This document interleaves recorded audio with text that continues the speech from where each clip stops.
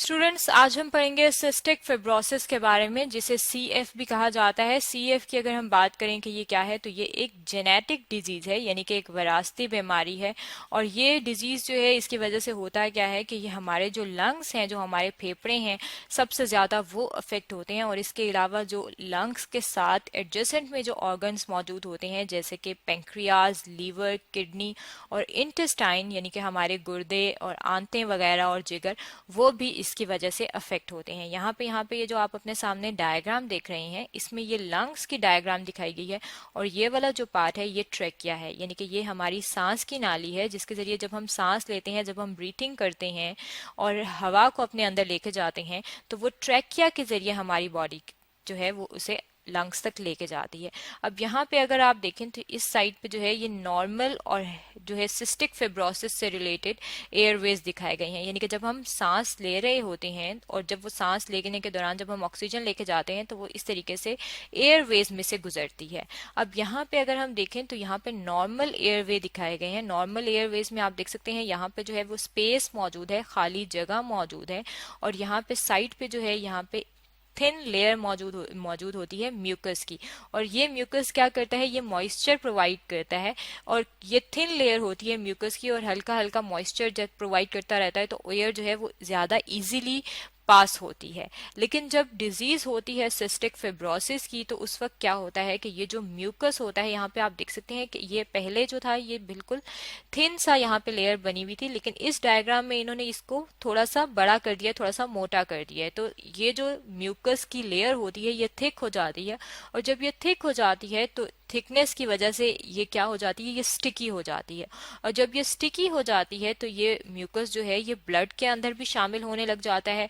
और जब ब्लड के अंदर शामिल होता है, तो ये जो एयरवे है इसको ये कम कर देती है। यहाँ पे आप देख सकते हैं यहाँ पे कितना ज्यादा सेक्शन मौजूद था, क्रॉस सेक्शन एयर के गुजरने के लिए, लेकिन यहाँ पे आप देख सकते हैं कि वो सेक्शन जो है वो बहुत कम है। अब जब ये सेक्शन कम होता है और एयर जो है वो सही तरीके से पास नहीं होती बॉडी के अंदर और अंदर से बाहर नहीं आती, तो जो हमारा ब्रीथिंग का प्रोसेस है वो डिस्टर्ब हो जाता है। और जब ब्रीथिंग का प्रोसेस डिस्टर्ब होता है, तो उसकी वजह से वो क्या बेसिकली रीजन क्या होती है कि लंग्स के अंदर इन्फेक्शन हो चुका होता है। और उस इन्फेक्शन की वजह क्या होती है, उस इन्फेक्शन की वजह है एक जेनेटिक डिजीज सिस्टिक फिब्रोसिस। अब अगर हम बात करें कि ये डिजीज होती क्यों है और इसे जेनेटिक डिजीज क्यों कहा जाता है या जेनेटिक डिसऑर्डर क्यों कहा जाता है, तो जितने भी लिविंग ऑर्गेनिज्म है, हमें पता है कि वो किस चीज से मिलके बने हुए हैं, वो मिलके बने होते हैं सेल से। अब सेल की अगर हम बात करें कि सेल जो है जो बेसिक यूनिट है, अगर हम उसकी स्ट्रक्चर जो है वो रिकॉल करें, तो उसके अंदर न्यूक्लियस मौजूद होता है। और न्यूक्लियस के अंदर मौजूद होता है हेरेडिटी मटेरियल, यानी कि विरासती मादा। और ये जो हेरेडिटी मटेरियल होता है, अगर हम बात करें कि ये किस फॉर्म में होता है, तो ये होता है डीएनए की फॉर्म में। और डीएनए की अगर हम बात करें, तो डीएनए में जो है वो जीन्स मौजूद होती हैं। और जीन्स जो है उनके काउंटर पार्ट को कहा जाता है एलील।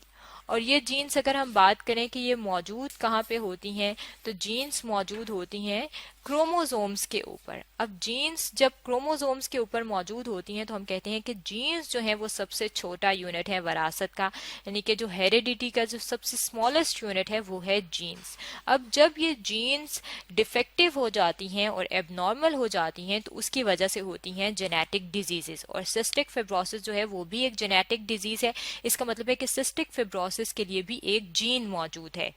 अब जब इन जीन के अंदर चेंज हो जाता है और इस चेंज को हम म्यूटेशन का नाम देते हैं, तो जब म्यूटेशन होती है इन जीन्स में, तो हम कहते हैं कि सिस्टिक फिब्रोसिस डिजीज होती है। और इस सिस्टिक फिब्रोसिस की वजह से होता क्या है कि जो CFTR प्रोटीन है वो नहीं बनती।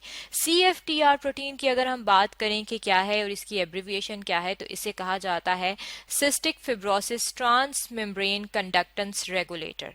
अब अगर हम इसकी बात करें कि ये प्रोटीन जो है किस वजह से बनती है, तो ये बनती है CFTR जीन की मदद से। और जीन जो है अगर हम उसकी बात करें कि ये कहाँ पे मौजूद होती है, तो ह्यूमंस के अंदर अगर हम बात करें कि कितने क्रोमोसोम्स होते हैं, तो ह्यूमंस के अंदर मौजूद होते हैं 23 पेयर ऑफ क्रोमोसोम। अब उनमें से 23 में से जो क्रोमोसोम नंबर 7 है, यहाँ पे आप देख सकते हैं अपने सामने क्रोमोसोम नंबर 7 दिखाया गया है। तो जो क्रोमोसोम नंबर 7 होता है उसके ऊपर मौजूद होती है CFTR जीन। और जीन्स जिस जगह पे मौजूद होती हैं उसे कहा जाता है लोकस। यहाँ पे आप देख सकते हैं कि ये जो है ये दिखाया गया है कि ये जो रेड कलर में है ये CFTR जीन है, और ये जीन्स जो है ये CFTR प्रोटीन प्रोड्यूस करती है।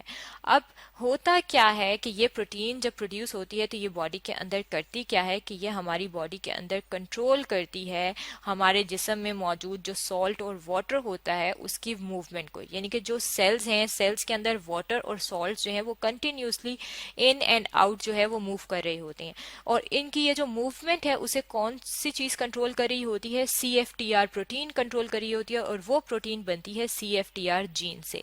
इसका मतलब है कि अगर ये जीन डिफेक्टिव होगी तो CFTR प्रोटीन नहीं बनेगी, और अगर प्रोटीन नहीं बनेगी तो क्या होगा कि लंग्स के अंदर जो म्यूकस की लेयर है वो ज्यादा थिक हो जाएगी, और म्यूकस की लेयर जब थिक होगी तो ब्रीथिंग में डिफिकल्टी होगी, और इसकी वजह से सिस्टिक फिब्रोसिस की डिजीज होगी। अब अगर हम बात करें कि ये डिजीज जो है वो किस सूरत में होती है, इन जीन्स में क्या चीज हो तो उसकी वजह से ये डिजीज होती है, तो यहाँ पे हम अपने सामने एक और डायग्राम लेकर आ रहे हैं। यहाँ पे अगर हम अपने सामने इस डायग्राम में देखें तो यहाँ पे आपको दिखाया गया है कि ये इस तरीके से क्रोमोसोम्स मौजूद हैं, क्योंकि ह्यूमंस जो हैं अगर हम उनकी बात करें तो वो डिप्लॉइड ऑर्गेनिज्म है। डिप्लॉइड का मतलब होता है कि उनके पास 2 सेट्स ऑफ क्रोमोसोम होते हैं। तो अगर ये क्रोमोसोम नंबर 7 है तो उसके पास इस तरह से 2 सेट्स होंगे, और जब 2 सेट्स होते हैं तो यहाँ पे भी जीन मौजूद होती है और यहाँ पे भी जीन मौजूद होती है, लेकिन ये जीन का जो काउंटर पार्ट होता है उसे कहा जाता है एलील। तो हम कहते हैं कि यहाँ पे भी जो है ये जो CFTR जीन है उसकी एक एलील यहाँ पे है और दूसरी एलील यहाँ पे है, इसलिए यहाँ पे हमने येलो कलर जो है वो कर दिया है।